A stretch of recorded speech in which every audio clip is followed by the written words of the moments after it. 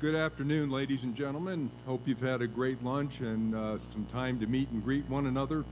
My name is Guy Swan. I'm the Vice President at the Association of the United States Army, former Commanding General of U.S. Army North, the Army's component of U.S. Northern Command.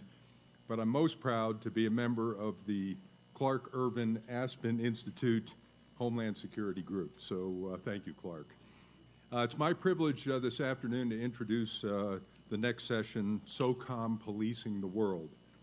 It will come no surprise to this group that the Trump administration's approach to foreign crises and the use of military power is clearly different than that of its predecessor. Having said that, there is one significant capability that has been and continues to be leveraged by both administrations: Special Operations Forces. To discuss the role of this important element of the U.S. military in responding to flashpoints around the world and building partner nation capacity to provide for their own defense is my good friend, Commander of U.S. Special Operations Command, General Tony Thomas. Moderating this session is Catherine Herridge, and this audience knows Catherine very well as the award-winning Chief Intelligence Correspondent for the Fox News Channel. Catherine was the first major television network correspondent assigned to the Homeland Security beat back in 2001. Now she covers intelligence, the Justice Department, as well as the Department of Homeland Security. So at this point, I'd like to turn it over to Catherine, but let's give them both a warm Aspen welcome.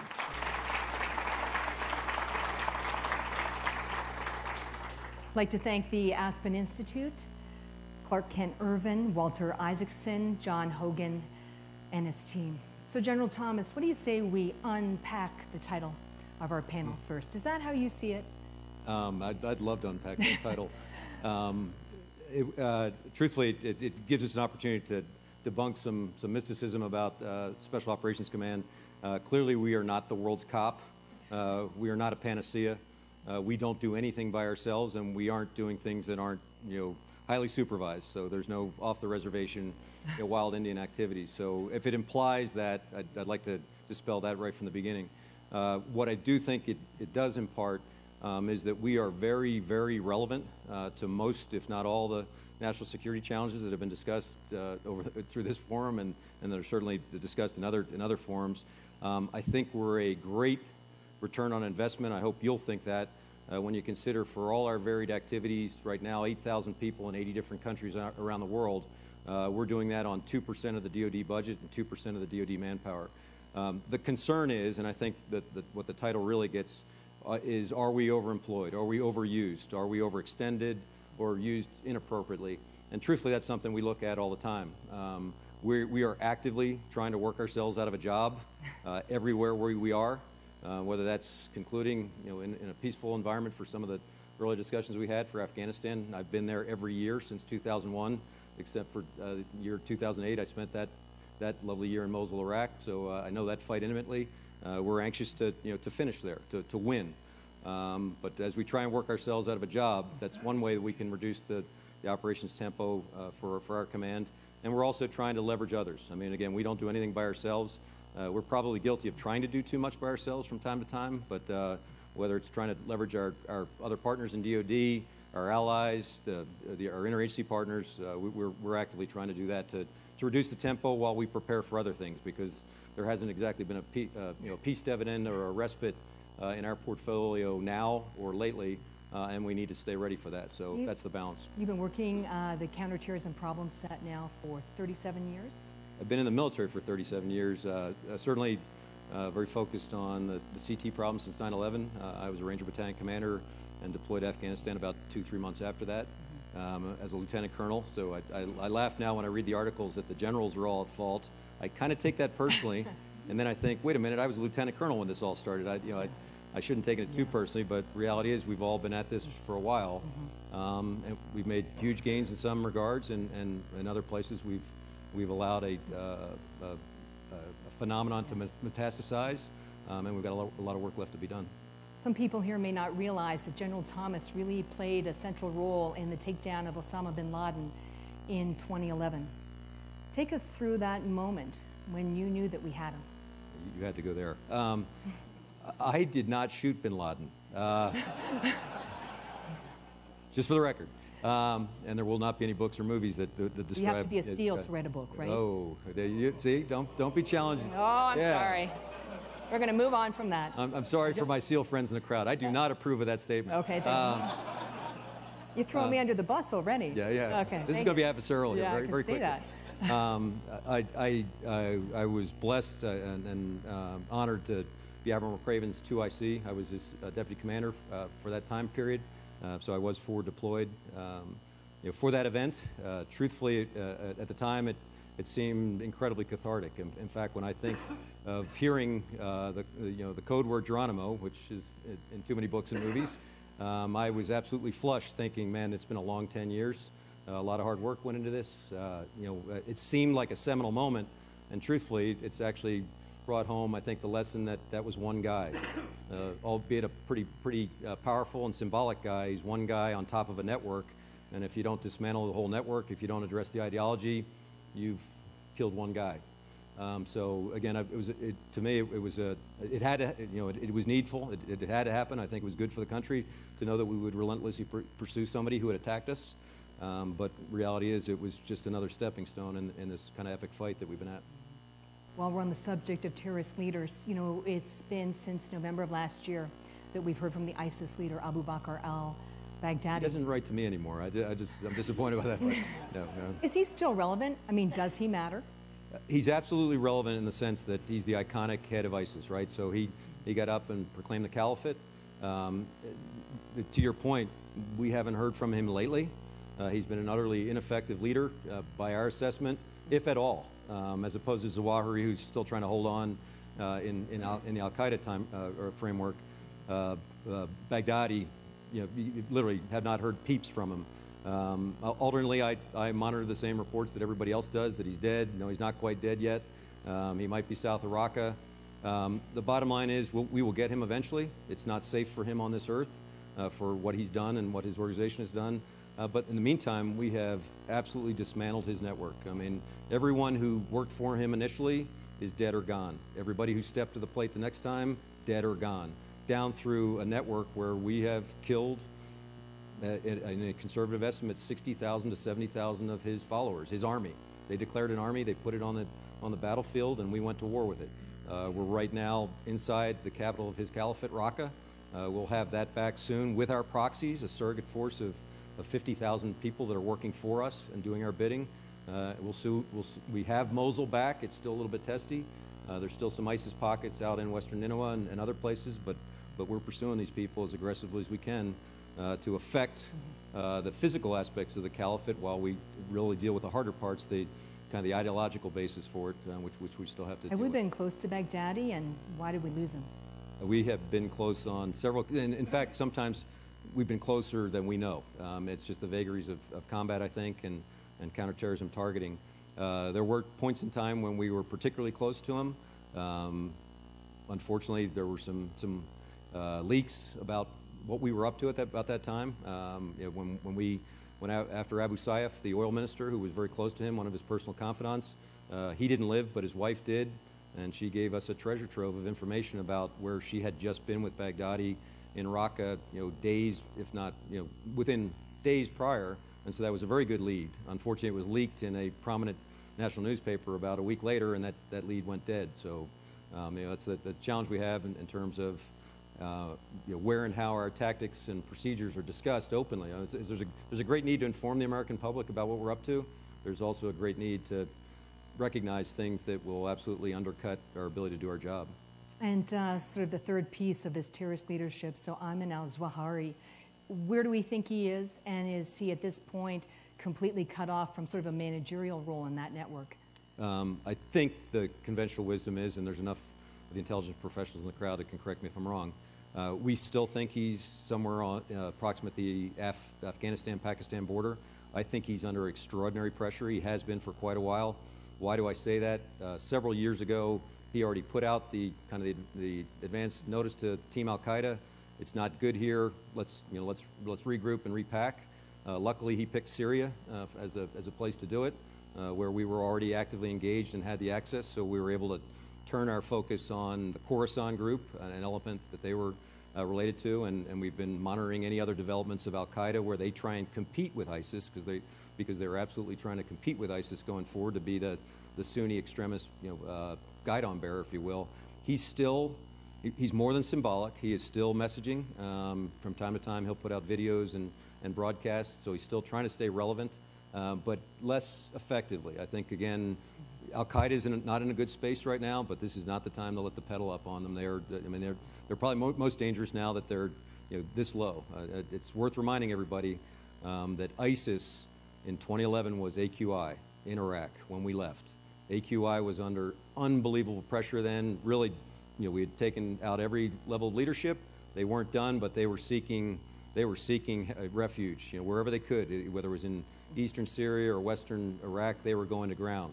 Less than 2 years later, they were ISIS who ran the deck in eastern Syria, Anbar, Nineveh, and were on the verge of moving into Erbil in the Kurdish Republic before we finally did anything about them. Less than 2 years later. So these guys know how to go down, how to take a whooping and then come back up. And so I think we just need to remember that despite some pretty devastating damage to them, we can't take our eye off them. Has AQ Corps now been eclipsed by the affiliates? They'd say no. I think practically, and actually I would check that. In the competitive scheme of things, Al-Qaeda affiliates like AQAP in Yemen, still very, very viable and very dangerous. Nusra in Syria, viable and dangerous.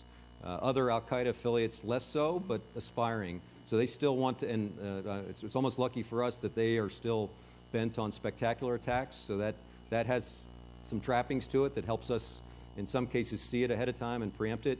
Not making it easier, but it helps us kind of see a developmental threat. ISIS is swinging large and almost indiscriminately. If you've read their publications, Ramia now, Dabiq before, they literally are just asking anybody with the inclination with a knife or a pickup truck or whatever you can do, go down, mow down Westerners, for the good of the cause. And truthfully, that's the most dangerous aspect, because if you light a match under that, hardest to see, inspired people, hardest to see, certainly hardest to disrupt and eradicate from a law enforcement standpoint back home, and doesn't play to our portfolio of the away game. If all they're doing is producing magazines and ideology, whether it's coming through cyber channels or whatever, we've heard in some of the previous discussions, we have a hard time challenging that space right now, and they're very vibrant there. So in your job as Socom commander, you're really like the synchronizer in chief. Is that one way to look at it? We have an official role. So we, about a year and a half ago, 2 years ago, we were designated the DoD Coordinating Authority for Trans-Regional Terrorism. And really, it was a role that didn't exist. It was a process that didn't exist that tried to tie together our disparate DoD efforts. So think of what General Votel's doing in the Central Command. Think of what General Waldhauser's doing in AFRICOM. Think of what Admiral Harris is doing in PACOM now, in Marawi, in the Philippines, and places like that.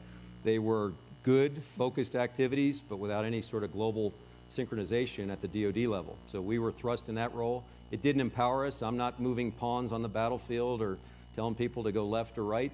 But what it does enable us to do, and it's a very profound professional discussion that we're able to agitate or drive at the senior DoD level, is an assessment, an active, aggressive assessment of what are we trying to do, how well are we doing it, and what do we need to change in terms of strategy and resourcing. We didn't have that process before. That didn't exist below the Secretary of Defense. So you had, geographic combat commanders doing their level best to deal with the problem, but arguably restricted when it got to the limits of their domain, their borders, their geographic areas. So we're in that role. It's been empowering to a degree. I'd like to do more. I'd like to provide better product to the Department of Defense so that we are more agile than the enemy. Right now, we're everywhere Al-Qaeda and ISIS is, other than former Soviet locations, and that's their problem. But everywhere that they've described in Ramia that they think they have a province or thought they had a province, we are there, actively trying to combat them either directly or through proxies. All right, thanks for that explanation for those who aren't really that familiar, because I have some questions that relate to the specific combatant commands. I have a couple questions about Syria. When you look at Syria, do you feel that you have a clearly defined objective for what the end state should look like? Not for Syria per se. For a DoD charter, for my forces that support General Votel in his area, the description of our mission is pretty clear from Secretary Mattis. It was defeat ISIS. It's now annihilate ISIS. I think he put a non-doctrinal term out there just to amp up the volume a little bit. We all got the message, and in fact, we're pressing as hard as we can. I think you see the results in Raqqa, in other places like that. But he does not intend, much like in 2011, he does not intend to let these rascals have a break on the backside of our operations, and so we understand that. The hard part, as I lift up, is how is this feeding a strategy relative to Syria, relative to Iraq, relative to Russia, relative to Turkey, relative to Iran, that are all in that morass. So we go down the rat hole of the tactical environment, yet we are playing a level of brinksmanship in this space that's indescribable. I mean, right now our pilots out there are getting painted radar-wise by Syrian aircraft, Russian aircraft, ground control intercept capabilities. So you can imagine how dicey it is for a pilot who's on top of us to give us the necessary protection and wondering, it's very Top Gun-ish. Is this bogey inbound on me? Do I have to pull the trigger? Do I have to do something preemptively? Pretty dicey situation in a very tight space there.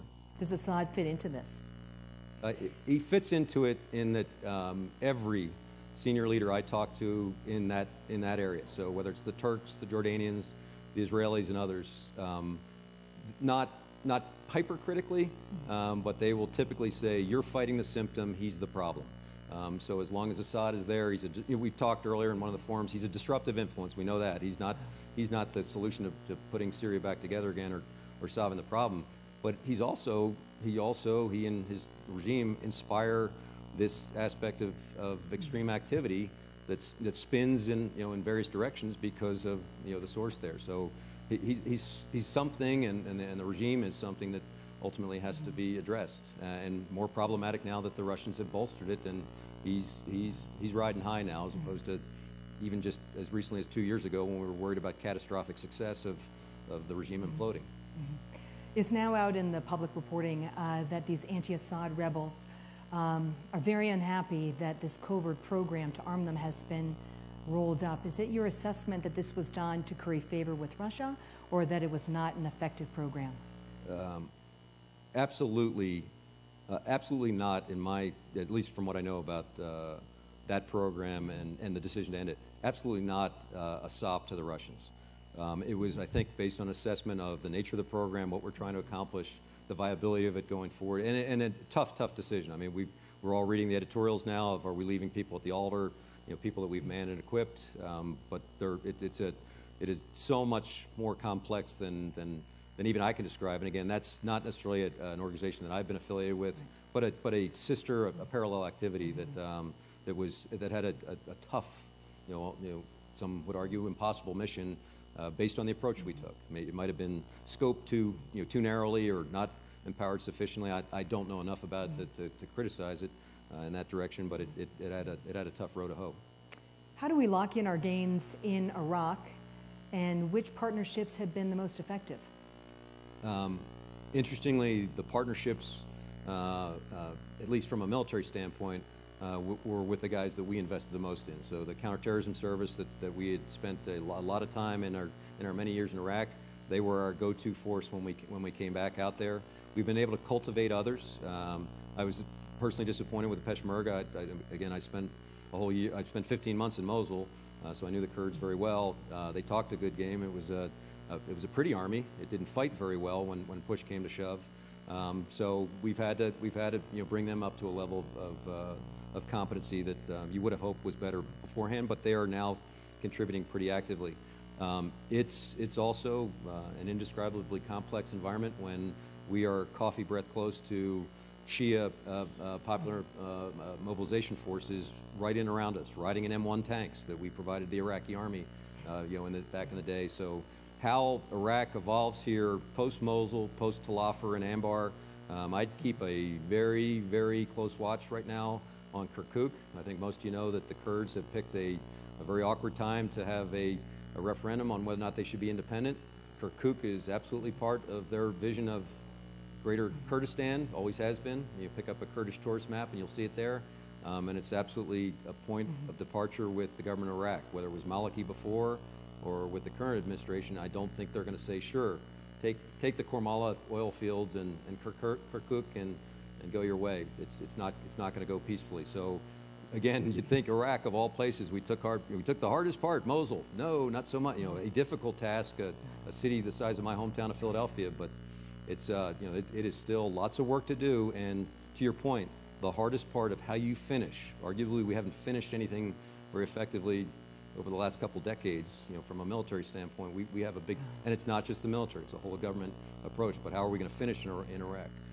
Lots of hope on a body as the responsible leadership who might be able to affect a continued future relationship together. But he's one man, and he's going to have some heavy pull from Iran next door on whether or not we are interlopers or occupiers or good for Iraq going forward. One of Iran's objectives in the region has been to establish what's called a Shiite crescent, extending from Iran through Iraq, Syria, and then into Hezbollah in Lebanon. What evidence is there that they've made progress to achieving that goal, and what does it mean for us and the regional partners? I think the evidence is literal. We bump into them everywhere. So humorously, I parked my plane one day right next to Soleimani's plane in Erbil. We were kind of salivating about what we should do at that moment in time, but we did nothing. I consider him to be my peer competitor, and he's everywhere. So he'll be in Manbij in Syria in one day. He'll be, cavorting around, Iraq and further afield. So they have laid the seed corn down from Tehran through obviously the southern oil fields through Baghdad, looking for, access, whether it's through Anbar or up through Nineveh. They join hands with Lebanese Hezbollah in Syria, and that transcends into Lebanon. So they've got a de facto crescent as it is now. And whether or not we did that discovery learning, again, every Sunni leader that I deal with out there, and the prominent Sunni leaders, will point out that that's the result of your 16 years out here.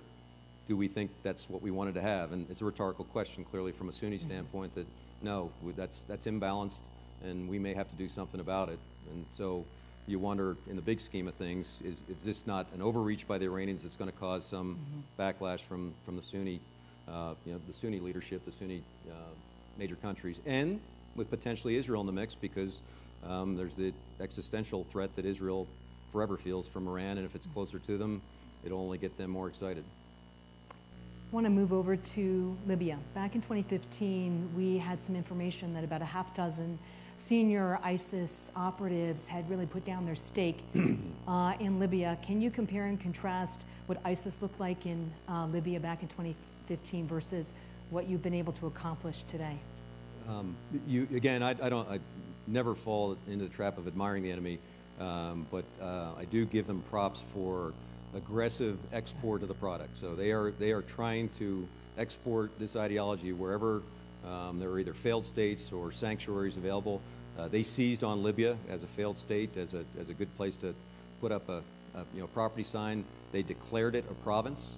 Our estimates were at one point in time the high water mark that they had anywhere from 1,500 to 2,000 folks, primarily located in a seaside town named Sirte. They don't exist anymore. Period. So we were able to affect and through proxies, through surrogates, again, pretty effectively. Didn't make a lot of noise back home, but they did a lot of the heavy lifting for us in a very complex environment. Who's in charge in Libya right now? Technically Sarraj, Haftar, obviously the potentate in the east, and a lot of players in between. We were very CT focused, but with the paramount goal from a U.S. standpoint of how does Libya come back together again with this current, terrorist, this current extremist cancer inside it. We excised the cancer. It's not done. We did the heavy lifting. We'll have to go back in and kind of see if what's left. They've gone mostly to the deserts to the south.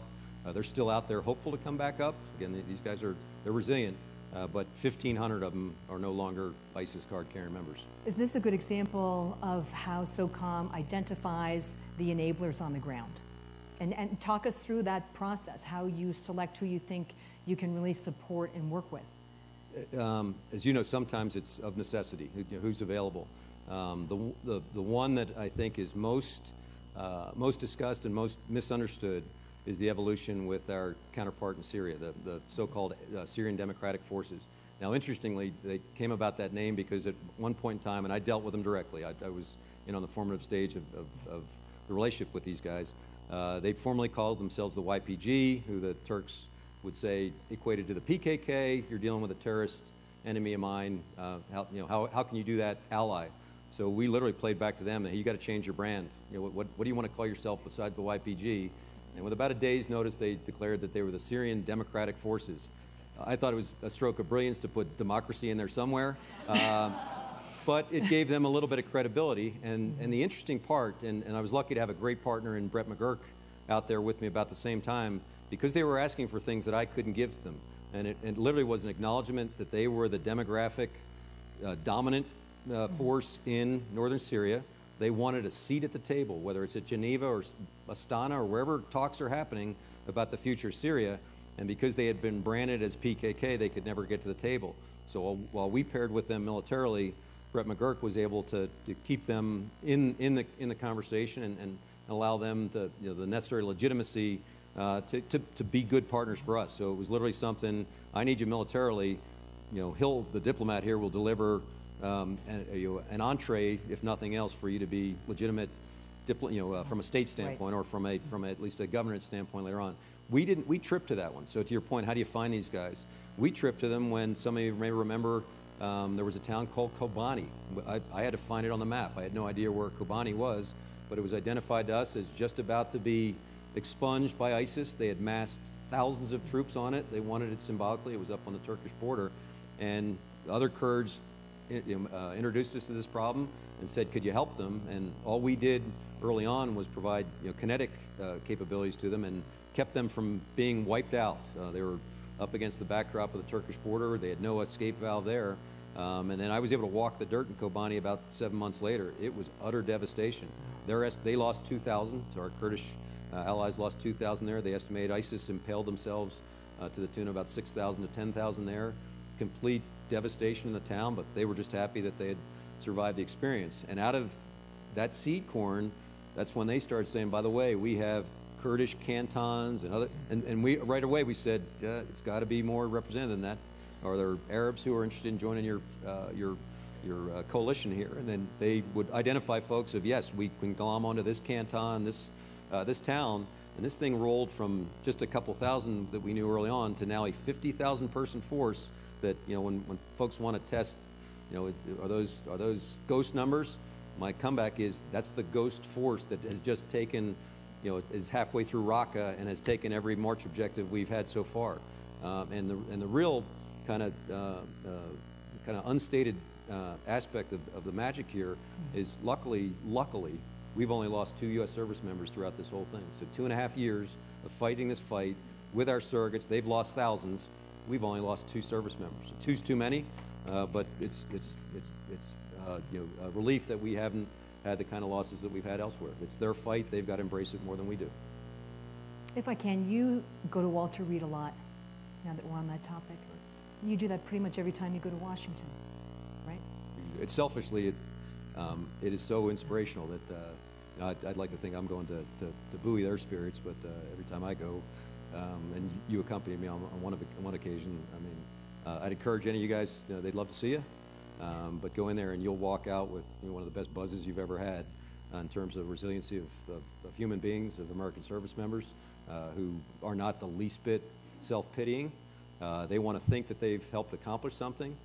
So if they have a concern, if they have a dilemma, it's, has this been worth it? Have I suffered this injury? Have I lost friends and teammates for something that really matters? Are we going to stay and accomplish, or are we going to get to the 1 yard line and fumble or walk away? And so that's, they give us a pass. In fact, most of their parents give me a pass when I'm at Arlington, and I've had this conversation with General Dunford, who will be here tomorrow, that they have every right to ask us, is this worth the squeeze? Do we have a strategy, or is this just activity in search of a strategy?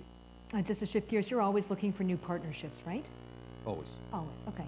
So you met recently with the singer Bono or his team, right? Right. You going to work with him? I hope so. Not on stage? I hope so. Or? This was strange, and actually a member of his team's here today, and we met with him to try and put some meat on these bones. But the interesting thing, you know, Bono came to Tampa with U2. I'm a huge U2 fan, so it was pretty easy when he said, "Hey, can I meet with you and General Votel?" And rock on, let's do this. So before one of the best concerts I could ever imagine, he spent about 40 minutes describing all his efforts to the One Foundation that he's trying to do around the world. And the fascinating part was, he acknowledged, he said, early on, he said, the last group of people I ever expected to be hanging around with was a bunch of military people. And I thought about that for a second. I thought, yeah, because you have the perception that a lot of others do, that we're just a bunch of knuckle-dragging pipe swingers who, you know, call on them when you need to do something desperate, but otherwise, how could they be helpful? His late life epiphany, he's 54 years old, is that, you know what, all the humanitarian assistance that I'm trying to push around the world doesn't happen without security. You seem to provide security, and you seem to want to stabilize places either ahead of time before a conflict or as we're wrapping up post-hostilities. Might we do things together? And I'm thinking, absolutely. You have an 8 million person organization that runs the gamut of positive humanitarian activities that need the trappings of security or need that kind of, you know, synergy and symbiotic relationship. Sign us up. So we're trying to actively, and we're global like he's global. So it's kind of a match made in heaven in terms of the opportunity. Now, again, ask me 6 months from now, have you done anything more than admire U2 music more than you did before? I hope I can tell you, hey, here's where we're actually moving out, and it's a great, you know, kind of, match of varied capabilities that they're doing, you know, that are improving a lot of Your plan's humanity. to try and make something work, right? And I think it's free money, so yeah, why not? He literally is offering the entree for, you know, to marry up with his activity. So, and there's others out there like him that I think we have not taken advantage of in the past. They're also turning their focus on, which absolutely plays to our, you know, our strong suit or our priority effort. They're about countering violent extremism now. They want to get at the aspects of the ideology, the root causes and all. So again, you think while you go mosey down that lane, you know, might we have some things we can do together? I think it's a powerful opportunity, if nothing else. One thing I've heard consistently from people who work in your space is that you've been at such a high operational tempo now for 15, 16 years.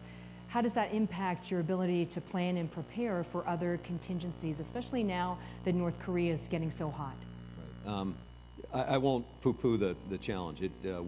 Business is very, very good. That doesn't say good things for national security necessarily. We are trying to, you know, minimize or to work ourselves out of current missions where we can to recap and have capability. We are able to juggle more than one ball at the same time. So even while we're leaning into Korea contingencies, things that, you know, I don't know that this public is aware of, we've had persistent presence in every country, every NATO country, and others on the border with Russia, doing phenomenal things with our allies, helping them prepare for their threats. But that's persistent presence in all the Baltic countries, Romania, Poland, Ukraine, so non-NATO countries, Georgia. It's a great environment for us where we're able to, you know, produce. You just had a trip there, didn't you? I was just out in Lithuania, Estonia, Finland, Ukraine, and Poland. They love us. I mean, they're desperately hopeful that the U.S. Continues to provide a leadership role there. They are very concerned about their adversary next door. They make no bones about it. That's an adversary next door, and they're very concerned that they don't lose their hard-won freedom. A guy my age in Lithuania and Estonia lived for 30 years under the yoke of the Soviet Union. They are happily liberated right now, and they hope to stay that way going forward. So what's the message that this capacity building is sending to Russia? What's the what message is being sent by this capacity building on its border? That's a fascinating question, because I try to appreciate the adversary's optic really as a way to gauge a metric, if you will, for how well we're doing. I am curious what Putin and his leadership are thinking. I think it was a little unnerving, but kind of predictable. He called us, or kind of called us out with the move on Ukraine.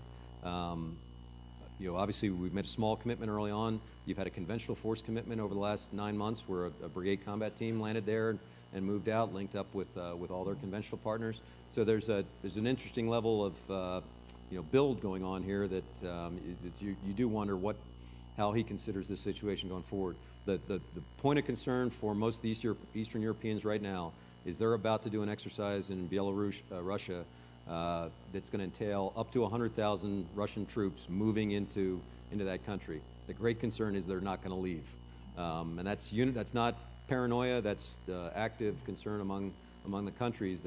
Is that just a play to get closer and get better staging, or is he just flexing a little bit, and then they'll go back to where they're staged from in and around Moscow and whatnot. When you talk to the leadership of these countries on the border with Russia, what are they saying to you about American leadership and whether they've perceived any kind of change? Not so much change. It's been consistent. So I was there under the previous administration as well. That they are desperately hopeful that the U.S. stays in the lead. And while they are part of NATO and joined NATO for a reason, they realize that NATO might be slower in terms of decision making. They're very hopeful that persistent U.S. presence there now conveys a quicker turn in terms of U.S. leadership in the event of a contingency, or at least lasting commitment from the U.S. for building up their capacity. Every one of these countries in the last 5 to 10 years stepped away from a conscript army because they thought it was peace in their time. They're all scrambling to get their own self-defense forces back up because they realize that we can't do it for them. But in this interim period, they are looking at arming irregulars and being prepared for the potential that Russia decides to bite off a piece of their country, much like they did eastern Ukraine and Crimea. I want to bring the conversation back to North Korea. So how broad are the options that you're considering? To quote one of our senior administration officials, everything's on the table. I mean, we're the military, so we prepare for all the contingencies. I heard a comment earlier today that I thought was provocative but in the right way. That the general comment of the military option, there is no military option. There is always a military option. It's why you pay $600 billion a year to have a military option. It is an ugly, ugly option, but you cannot play elements of power and then discount that there is no military option. So I'm very interested to talk about Putin's perspective. I'm very interested, what is KJU thinking right now? He has seen nuclear submarines come at him. He's seen aircraft carriers come at him. While I was out there last time, the timing was extraordinary, but there were South Korean news articles that Delta and SEAL Team 6 were on the peninsula preparing to topple, to decapitate the KJU regime. I was coming back to the States, got with DOD and others to decide, hey, should we counter that message? Should we let it have its 15 seconds of fame? Humorously, I was talking at an academic institution. I said, I just read the same disturbing things you did this morning, that these units are supposed to be on the peninsula. That is absolutely not happening. I had to call back to Socom to make sure it's not happening, but it's absolutely not happening. But it could happen. But I thought, interestingly, what does KJU think right about now?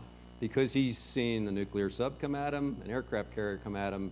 He may or may not have special operations poised to do things. So as we play this, and it's not play, as we throttle, the level of deterrence, deterrence theory in action, obviously he needs to appreciate we have both the capability and the will, part of the pillars there.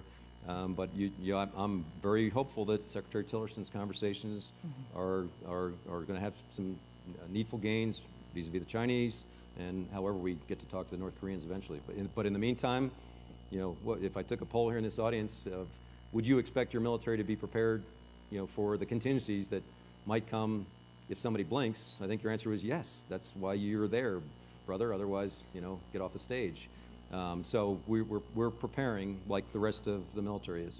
So you're not ruling out having your guys on the peninsula? Again, that's somebody else's decision. We've been told to be prepared. And truthfully, the discussion earlier, and I'm not as sanguine that he doesn't have a capability to reach out further than Seattle right now. I'm not as sanguine that he can't put a device the size of a Hiroshima. People take solace in the fact that we think he can only put something the size of a Hiroshima bomb onto a missile right about now. That's not comforting to me. So as he, and the aspect, I've heard it debated over a couple of venues here. Everything I'm hearing, I'm not an intelligence expert, but everything I'm hearing is he and the regime are inextricably tied to their nuclear program. Good luck trying to split it apart. So good luck diplomats, good luck sanctions, good luck the things that precede potential military actions. But if it fails, again, I don't think that's the time you want us to be. You weren't thinking about this? You weren't prepared for this? No, so we're doing prudent military planning and preparation for whatever the situation may entail. You recently took on the WMD portfolio. Because we weren't busy. You weren't busy enough, right? Yeah. So what's the status? How far along are you in that mission? We just picked it up in January. Again, much like the CT, the counterterrorism portfolio, we were asked to be the DoD lead to take a global look at what we're trying to do. A fantastic mission set that absolutely exceeds special operations. Picked it up in January. I'm hopeful in August or so to be able to sit down with Secretary Mattis and give him an assessment of what our policies and objectives are, which are varied and different, what we are doing from a DoD standpoint, some reflection on what interagency partners are doing, what international partners are doing, and then really to play the role of, if we're, as we are serious about the WMD portfolio, and we're very serious, here's where we may ought to change the strategy, here's where we may ought to resource more extensively. I think, I think intuitively it's going to bring out the fact that we are not sufficiently resourced from an intelligence capability left of bang, left of crisis, to see everything from dual-use technology to other nefarious activities out there. So I think we're going to point that out, and more importantly, come up with ways to make sure our country's better defended from this threat that runs across a bunch of different actors. So it's state actors, it's terrorist actors, it's others who would love to get their hands on a weapon of mass destruction. Is this White House listening to your counsel? I've had 2 opportunities to interact with the commander-in-chief. So I mean, I think they are. I think they have a lot of challenges on their plate right now. Russia, China, North Korea, Iran, violent extremism, trying to cobble together coherent strategies, long game, if you will, for the activities that they've inherited right now. I absolutely know they're listening to Secretary Mattis. The chain of command is alive and kicking through him. We're lucky to have him. He's a great boss, and he, he's as a sage of counsel on the planet, for best military advice coming from the Department of Defense, and he certainly listens to us, and I know he's providing it to the President. Before we open it up to questions, what does the future look like for SOCOM? Are you going to remain at the tip of the spear? Do you see this evolving? I think we are attractive in terms we give different options, unconventional options to decision makers. Sometimes a smaller footprint, smaller resources, maybe more discrete application, if you will. My biggest concern, and again, great to be in venues like this and other venues, is the need for us to transform. So I will name the senior executive, very, very senior executive of one of the biggest companies on the planet, came to visit us recently to talk about innovation. And he felt compelled to give me a report card after sitting with us for about 24 hours with my good mentor, Admiral McCraven. And he said, you guys clearly hire the right people. To the question that Director Pompeo got last night, we're still blessed with getting the best talent in America. I mean, unbelievable talent that comes into our ranks every day from all walks of life. So you definitely hire the right people, his assessment. You prototype pretty well. And then he said, but you suck at deep learning. You are you haven't even taken a dip in the pool here. And he went further. He couldn't help himself because he's one of these companies that represents the way and the light for deep learning. He said, General, I know you live in a very complex world, but if I rode along with you for one day, I'll bet I could solve every one of your problems with algorithms and software that you just can't even imagine. Just an up-down switch for every decision you have to make. And luckily I took a deep breath. Admiral McCraven handled the question. Because truthfully, I was ready to hit him. But I thought about it for a second. I thought, God, he's so right. Because what we are doing with a lot of folks in the IC is a lot of individual human analytic hustle, trying to bring in the pieces and parts of applicable software and whatnot to automate. But we're still choking on terabytes of data, which they laugh at. You're dealing with terabytes of data? We're so far removed from that.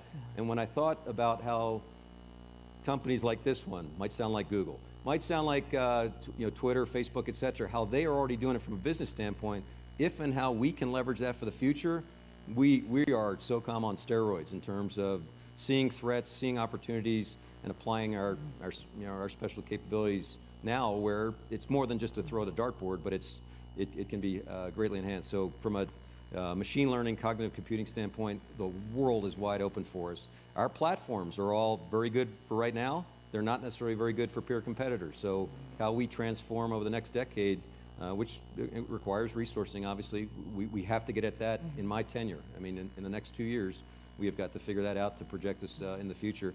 And then how we continue to transform this force in terms of unbelievable talent and great people, but the kind of the form and structure for SOCOM for the future in a global, dynamic world that we learn more about every day, but we learn mostly how we need to be more agile. I'd like to open it up for questions. I'm afraid I promised the first question to Charlie Allen. So Charlie. Great mentor. Stand and be accounted for. Thank you, General Thomas. Great, absolutely brilliant presentation. I am concerned about the long-term capabilities of Al-Qaeda and the franchises, whether it's in Yemen or whether it's in North Africa. It is something that, with all your commitments and all your abilities, and we have something called Boko Haram, which also is around. I really believe that your ability to use technology is probably unexcelled in this by anybody, by any of the commands, because you're agile, you're quick, you do contracting a lot better. I just wish we could translate that to the federal government. But thank you for this, and I'd like your views on the future of AQ. Thanks for the question, Charlie.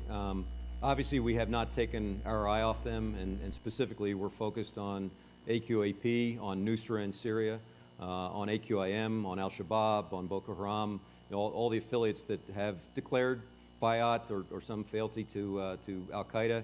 In some cases, they aspire to swing bigger sticks. In some cases, they are localized. And when Nick talked earlier, there is an effort to try and make this a local problem where local governance, local police activities, things like that can take care of it, short of these kind of open conflicts that we're currently encountering. But we are absolutely not taking our eye off them. It's a competitive market. I've watched with interest analysis on whether they would ever consider merging with ISIS. Reality is, in some places on the planet, there are AQ affiliates who are absolutely, they have symbiotic relationships with ISIS. So it's not like they can't merge. In the bigger scheme, I don't put a lot of money on that. But right now, they're competitive to be most nefarious, worst people on the planet kind of thing from our aspect. So how we keep an eye on them going forward is, I think, the critical balance that we have to have. They've not given up the ship. And as you know, their adage, much like we've heard in Afghanistan for years, is you've got the watches, we've got the time. We can outlast you. And so how we, in the wake of our military and our interagency efforts, get governance and law enforcement in place in these varied locations. I mean, right now, we are lead dog, at least supporting or lead outright in Afghanistan, Syria, Iraq, Yemen, Somalia, Libya, Philippines, and everywhere else they're cropping up. So, and that's a mixed bag of ISIS and Al-Qaeda that are competing with each other. Okay, right down here in the front. Robin Wright. I want to ask you a question, the variation of a question I asked Nick Rasmussen this morning.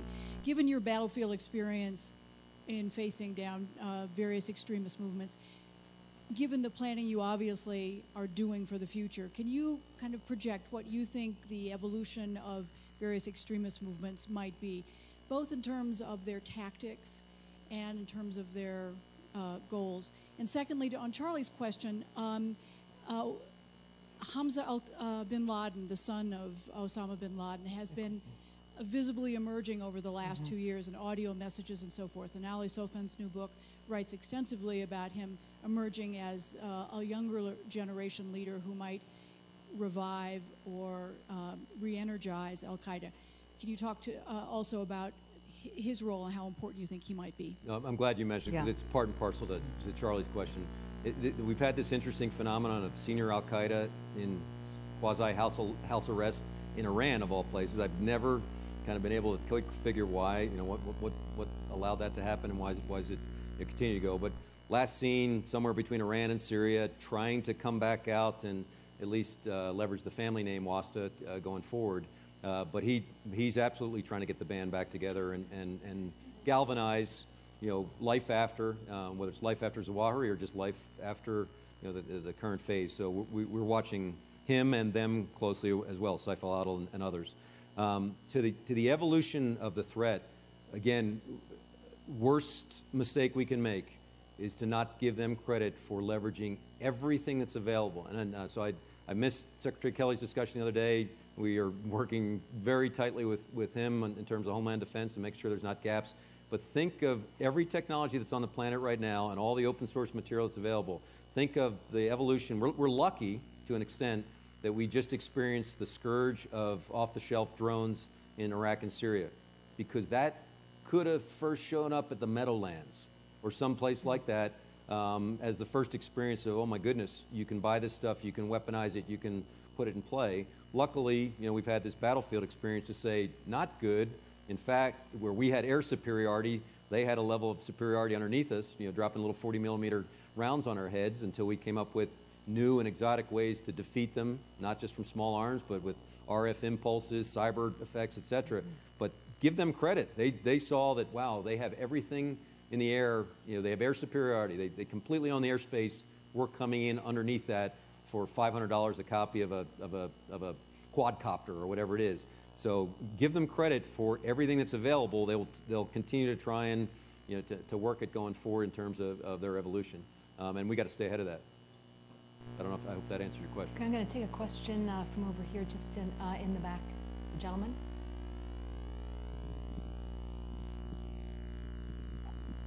David Ignatius from the Washington Post. General, I want to ask you to look ahead in Syria. Michael Gordon of the New York Times and I were lucky enough a few weeks ago to go into Syria with your Special Operations Forces and see what they were doing. A powerful experience. I hope you take more journalists on trips like that. But I want to ask you about something that I heard from Kurdish commanders who were leading that fight. And they said, we really hope that after ISIS is gone from Raqqa and the other areas on the Euphrates, that our American advisors will stay, that there'll be bases east of the Euphrates where there'll be a persistent American force. Obviously, that's a policy question that in some ways you wouldn't want to address, but maybe you could just speak militarily to the advantages of having a platform like that, the potential costs of leaving these allies we've worked so closely with in recent years. Right. David, it won't surprise you. I'm going to spin this in three different directions. So first part would be to your question, advantageous to us to stay there with them as long as there's a CT threat that we have to deal with. So they have been our surrogate force maneuver-wise, while we have been bringing every other aspect, all the tools of the trade that we can to great effect. So still much until and unless we stick a fork in ISIS and they're done, very, very advantageous. And a stabilizing capability for a part of Syria, certainly not covering it all. Here's the conundrum. We are operating in the sovereign country of Syria. The Russians, they're stalwarts, they're backstoppers, have already uninvited the Turks from Syria. We're a bad day away from the Russians saying, why are you still in Syria, U.S.? I mean, it has come up in the form of some close calls there, but it'll be hard. I defer to the lawyers in the crowd and others in terms of international law on the basis for us staying there other than our CT writ. We went there for all the righteous reasons, but if the Russians play that card, we may want to stay and have no ability to do it. They could play it out. The other part and you saw it, the Kurds can help themselves here. They've still got a branding challenge going forward, and the Turks remind us of that every day. The first time Brett McGurk and I went out to this very old, cold guild hall in Kobani, right on the Turk border, we went in there, a bunch of somber, technocrats and military people, and whose beaming face is looking down on us from the front of the guild hall, but Öcalan. And we said, hey, that's got to go. You cannot hold on to Öcalan and have any chance of legitimacy in the construct we're in. So you're either something different, something that has legitimacy, and you saw part of it. So the interesting part, and we're too close to the problem, so I was glad you got out there to give a different perspective. They're doing something unique to every other surrogate we've worked with in the last decade and a half, And they're governing in their wake. They are providing representative governance. You got to see it. It's not perfect. It tends towards socialism, but socialists where their women are as empowered as their men, by the way, out actively fighting and actively leading and throughout their leadership there.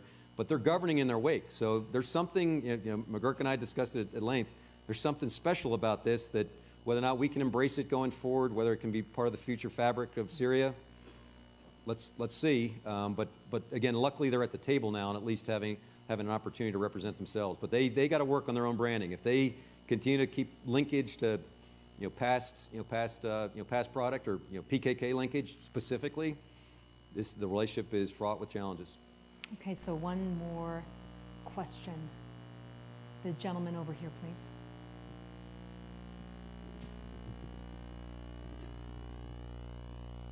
My name is David Korn with the Department of Defense. Sir, you mentioned addressing the ideology that is driving this Islamic extremism.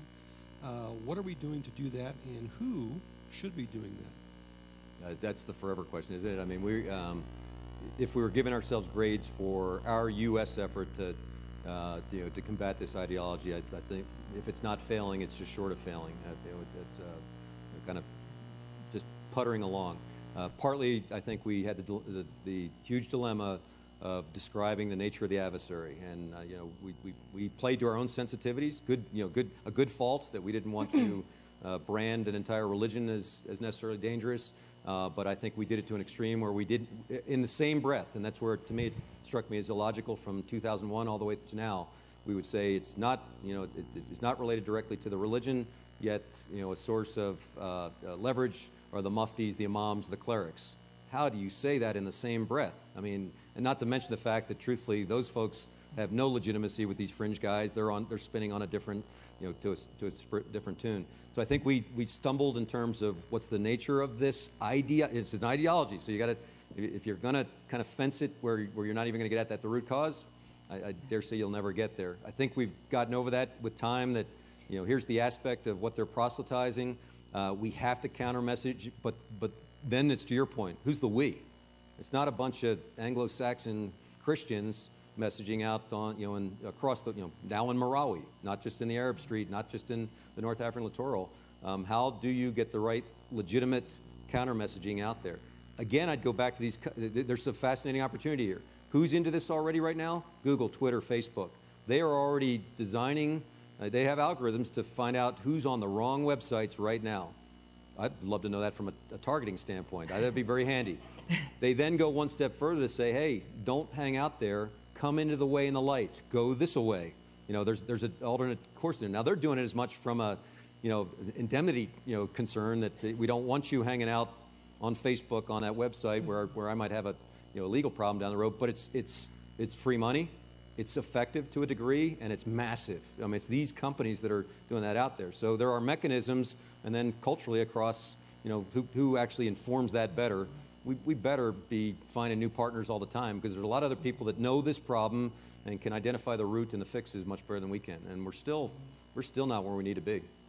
General Thomas, our time has run out. I want to thank you and your wife Barb and your kids for all of their service and for putting the nation first. This has been a personal highlight for me. Thank you for being so generous with your time, and thank you for coming this afternoon.